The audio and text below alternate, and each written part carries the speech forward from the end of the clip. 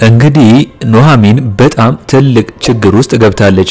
እንግዲህ ኑሐሚን አሁን ላይ ኤርሚያስ እንደማገጠባት እያስታወሰችና እያለቀሰች በዚህ ጋር ደግሞ ገነት ለእሷ ደውላ ለአምራን ደውላ እንደተናገረች ሲሰማ በጣም ነው የተናደደችው። እንግዲህ አሁን ላይ ኑሐሚን በኤርሚያስና በገነት መከዳቷ በጣም ልቧ ተሰብሯል ማለት ነው። አሁን ላይ እንግዲህ በዛ ነገር እየተበሳጨችና እየተናደደች እያሰበች ያለ አስፓልቱን ልትሻገር ስትል መኪና ገጭቷታል ማለት ነው።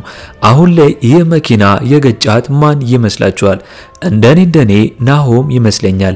ከዛ እንግዲህ ያው ያሳክማትና ሌኩንም እሷን ነው ያልኩ እንድታገባት የፈለኩት በማለት ከእሷ ጋር ይነግሯል ማለት ነው። ካልሆነ ደግሞ ሐኪም ቤት ገብታ በመታከም ሌኩን ሙሉን ወጪ ሸፍኖ ካሳከማት በኋላ ልክ እንደ አባቷ ውለታ እንድትውልለት ይጠይቃትና ናሆምን እንድታገባው ያደርጋታል ማለት ነው።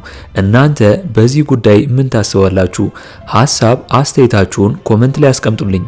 አሁን ላይ ኑሐሚን ይባስ ብሎ ለአባቷ ተሰማ ኤርሚያስ ጥሩ ልጅና የዋህ ደግ እንደሆነ የነገረችውን ስታስብ በጣም ነው የሚያማት።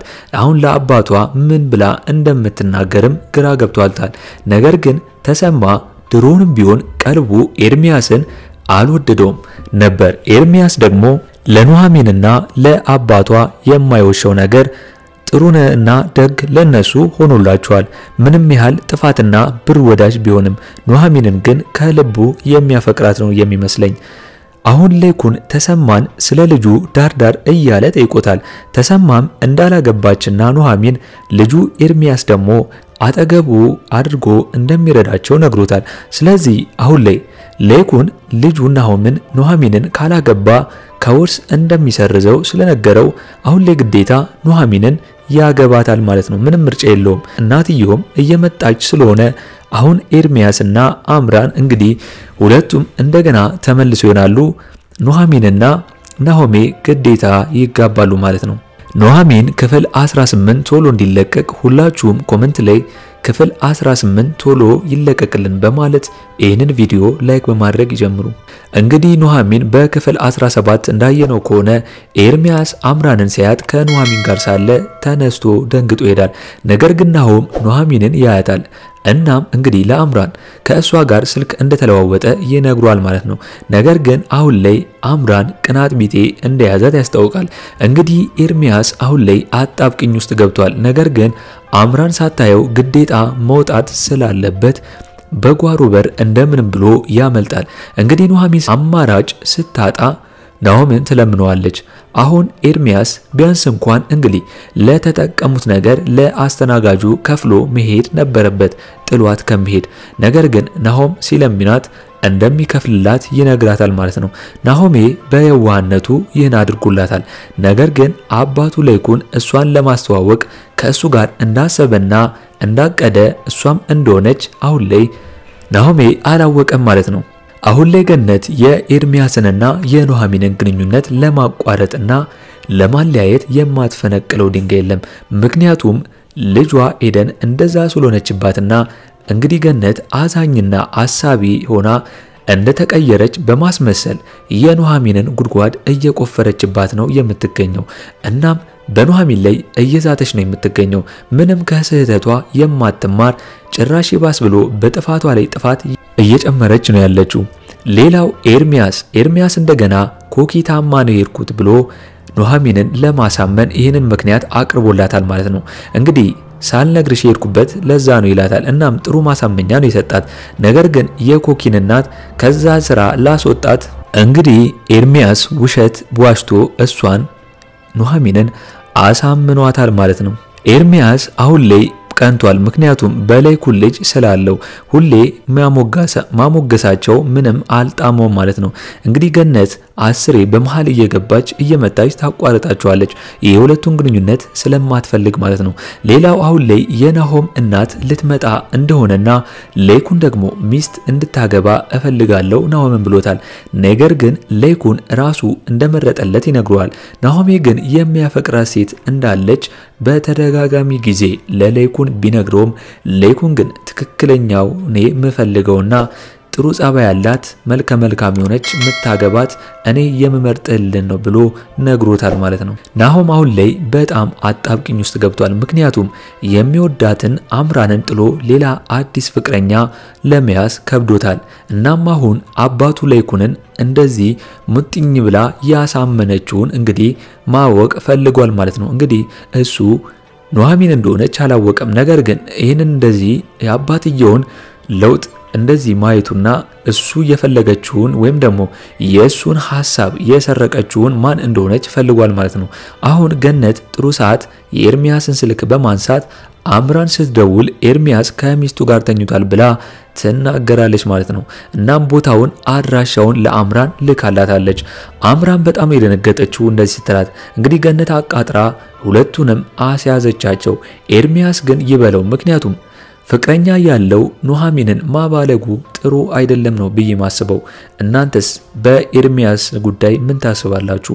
ሐሳብ አስተያየታችሁን ኮሜንት ላይ አስቀምጡልኝ። እንግዲህ ሌይኩን ተሰማን ልጁን መዳር እንዳለበት ፈልጓል። ነገር ግን ልክ እንደ ኑሐሚን ነው መፈልገው እያለ ይነግረዋል። ተሰማ ልጁ ኑሐሚን ከኤርሚ ፍቅር እንደጀመረችና ፍቅረኛ እንደያዘች አልነገረውም። ያው ሌይኩንም እያሰበ ነው የሚገኘው እሷን። እናም እንግዲህ ተሰማ እንዳላገባችም ነግሮታል።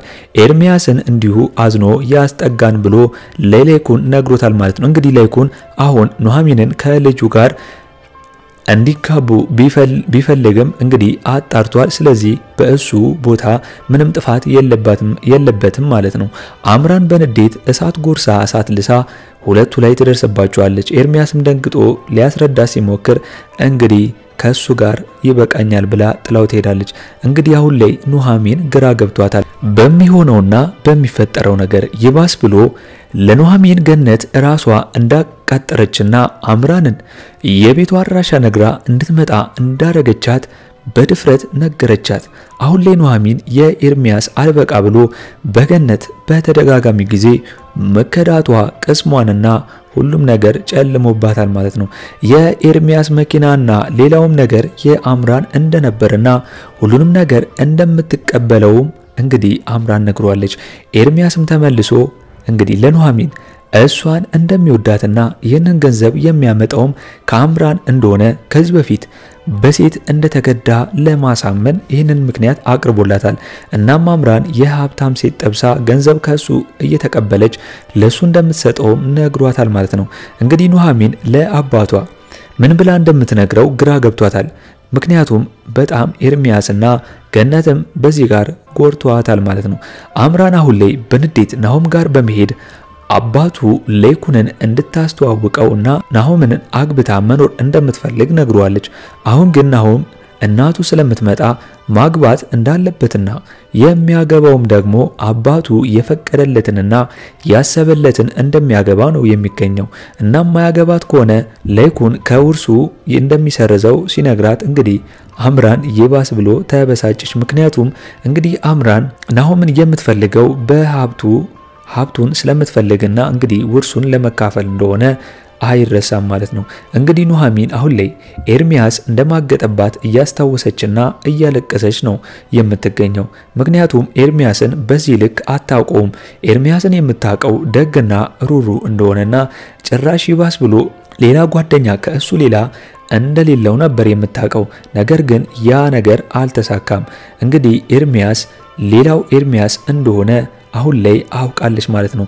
እንግዲህ ይህንን ነገር እያሰበችና እየተጨነቀች ለአባቷ ለተሰማ ምን ብላ መናገር እንዳለባትም ግራ ገብቷታል። ምክንያቱም እንግዲህ አባትየው ተሰማ ኑሐሚንን የራሱ የሆነ እንግዲህ ኤርሚያስን ቀልቡ ስላልወደደው ተረጋጊ ብሏት ነበር። ነገር ግን እሷ በአንዴ ፍቅር ስለያዛት እንግዲህ ኤርሚያስን በሚያደርግላት ነገር ተሸጉዳለች ማለት ነው። ስለዚህ አሁን ላይ ምን ማድረግ እንዳለባት ግራ ገብቷታል። እንግዲህ በዛ ያለ አሁን ላይ እያሰበች እንግዲህ መኪና ገዝቷታል ማለት ነው። አሁን በቀጣይ ምን የምናይ ይሆናል? እናንተም ሐሳብ አስተያየታችሁን ኮሜንት ላይ አስቀምጡልኝ እስቲ።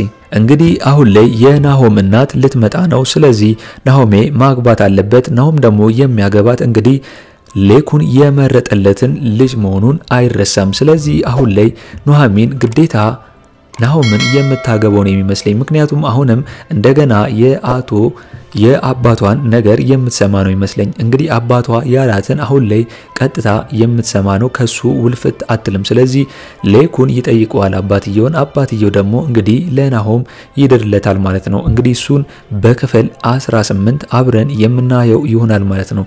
እንግዲህ ኑሐሚን ክፍል 18 ቶሎ እንደተለቀቀ እኛም በኮሚኒቲ ፖስታችን ስር ወዲያው ለእናንተ የምናስቀምጥላችሁ ይሆናል ማለት ነው። ለአምባር ሚዲያ አዲስ ከሆናችሁና ሰብስክራይብ ያላደረጋችሁ ካላችሁ ሰብስክራይብ በማድረግና የደውል ምልክቱን በመጫን ቤተሰብ እንድትሆኑን በአክብሮት እንጋብዛለን። በቀጣይ ክፍል እስከምንገናኝ ድረስ መልካም ቆይታ ይሁንላችሁ። ቻው ቻው።